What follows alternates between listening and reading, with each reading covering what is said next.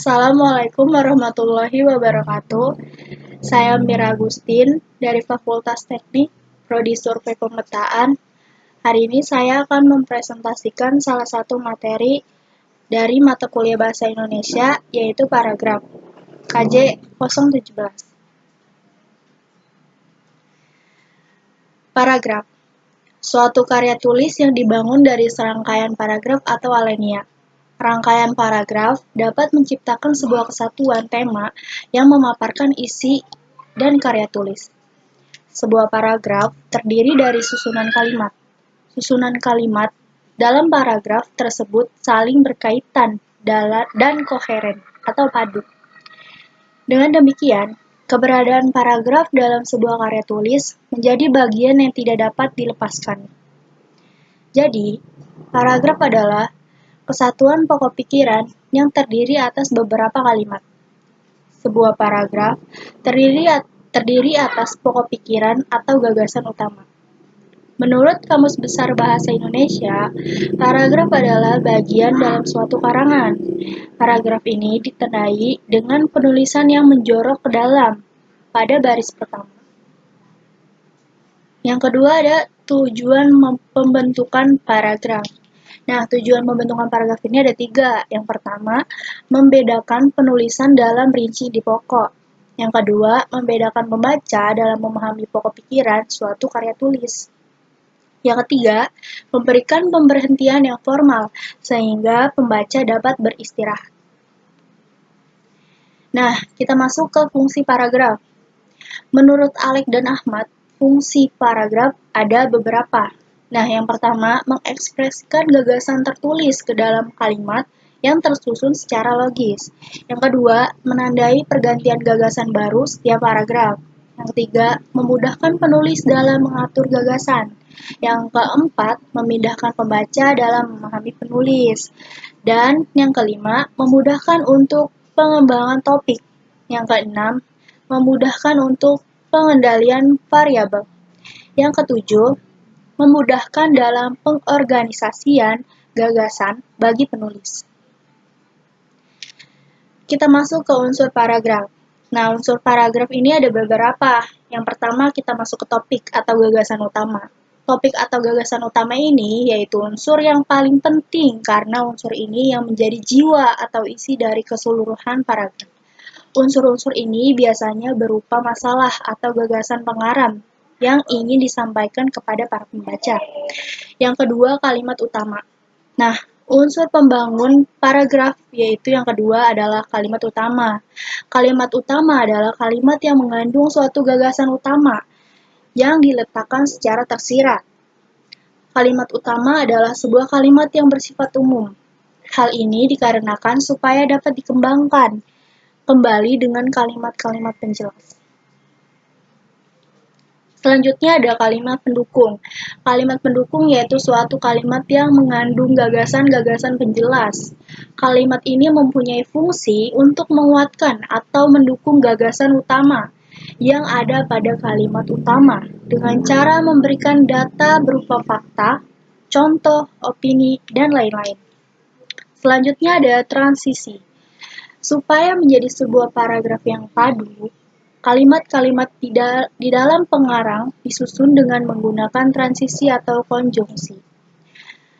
Ada 2 macam konjungsi yang bisa dipakai. Yang pertama itu ada konjungsi antar kalimat, yang kedua itu ada konjungsi intrakalimat. Konjungsi intrakalimat ini kata sambung yang menghubungkan antara induk kalimat dengan anak kalimat. Contohnya dan, tetapi, agar, dan sebagainya. Konjungsi antar kalimat adalah konjungsi yang menghubungkan antara kalimat-kalimat yang ada di dalam paragraf. Contohnya, lagi pula, oleh karena itu, terlebih lagi, dan sebagainya. Unsur yang terakhir yaitu penegas. Unsur ini tidak terlalu penting di dalam sebuah paragraf, karena tidak semua paragraf mempunyai penegas. Fungsi dari penegas ini yaitu untuk menambah daya tarik paragraf saja. Jadi, kalau nggak usah pakai penegas juga nggak apa-apa. Nah, kita masuk ke syarat paragraf. Syarat paragraf ada 3. Yang pertama adalah kesatuan atau unity. Yang dimaksud dengan kesatuan yaitu suatu paragraf harus dibangun dalam suatu pikiran yang jelas. Hubungan pikiran yang satu dengan pikiran yang lain menandakan bahwa paragraf tersebut mempunyai kesatuan. Selanjutnya ada kepaduan atau koherensi. Nah, koherensi ini adalah kepaduan terwujud dari hubungan kelompok antar kalimat pembentuk paragraf.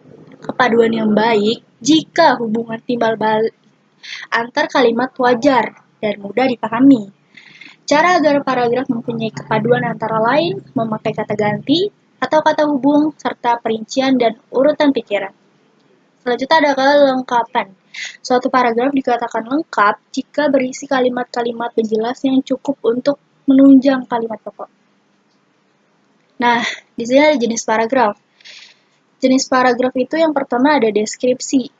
Paragraf deskripsi yaitu suatu paragraf yang menceritakan atau memaparkan sesuatu yang jelas. Paragraf deskripsi bisa ditandai dengan ciri-ciri antara lain. Paragraf ini menggambarkan suatu objek seperti benda, tempat, atau suasana tertentu dengan memakai panca indera, penglihatan, penciuman, pengecapan, perabaan, pendengaran. Nah, hal-hal yang digambarkan dari objek berupa ciri-ciri fisik atau sifat objek tertentu seperti warna, ukuran, bentuk, atau kepribadian. Nah, contoh paragraf deskripsi yaitu meja yang diberikan ayah untuk Ari sebagai hadiah ulang tahun sudah sampai. Meja itu terbuat dari kayu jati. Meja itu tingginya kurang lebih 75 cm, lebarnya sekitar 50 cm dengan panjang 1,5 meter. Nah, yang kedua ada paragraf eksposisi.